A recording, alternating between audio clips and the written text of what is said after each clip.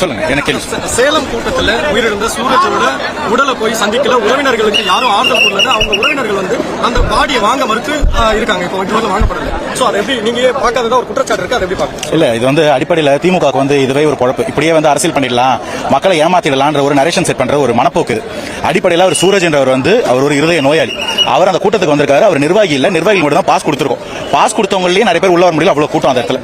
அவர் வந்து வேடிக்கை பார்க்க வந்திருக்காரு. அந்த இடத்துல அவருக்கு ஹார்ட் அட்டாக் வந்திருக்கு. அவரோட இழப்புக்கு நாங்க பெரிதும் வந்து அஞ்சலி செலுத்தி இருக்கிறோம். அதுக்கு நாங்க வந்து வருத்தம் தெரிவிச்சிருக்கோம். ஆனா இந்த இடத்துல அரசியல் காழ்ப்புணர்ச்சியின் காரணமா ஏதாவது அரசியல் பண்ண முடியுமா, தமிழக வெற்றி கழகத்தின் மேல ஏதாவது அவதூறு பரப்ப முடியுமான்ற காரணத்துல பின்னிருந்து இயக்குவது யாருன்றது நான் சொல்லி புரிய வைக்க வேண்டிய அவசியம் கிடையாது. சோ கண்டிப்பா இதோட விளைவுகள் நேர்மை என்னன்னு உங்களுக்கு நல்லா தெரியும். இருக்கிற எல்லாருக்கும் உறுதுணையா இருக்கிறது தமிழக வெற்றி கழகம். இந்த மாதிரி ஒரு நரேஷன் செட் பண்ணி தமிழக வெற்றி கழகத்துக்கு எதிராக ஒரு கதையை திருப்ப முடியும்னா அதை நம்புறதுக்கு மக்கள் இல்ல.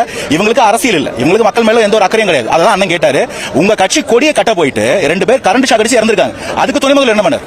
இவர் எங்க நிர்வாகி இல்ல, இவர் இருதய நோயாளி. வெளியில வேடிக்கை பார்த்து வந்தவங்க. அந்த இழப்பை நாங்க வந்து நிஜமாவே கடலன்ஸ் கூட தெரிவிச்சிருக்கோம். அவங்களுக்கு எங்களால என்ன முடியுமோ அதை செய்வோம். ஆனா இந்த இடத்துல அரசியல் பண்ண முடியும்னா அது எவ்வளவு ஒரு கீழ்த்தனமான மனப்போக்கு. இப்படியே பண்ணுங்க, இன்னொரு 10 நாள் பண்ணுவீங்களா பண்ணுங்க, அதுக்குள்ள கோட் ஆஃப் நைட் வந்துரும், எலெக்ஷன் வந்துரும், தீர்ப்பு மாறும். அன்னைக்கு தெரியும் நாளைக்கு தீர்ப்பு என்ன, மக்கள் மனசுல யார் இருக்கான்னு. உங்களால உங்க கதையெல்லாம் நம்மளால செல்லுபடி ஆகுதுன்னு சொல்றோம்.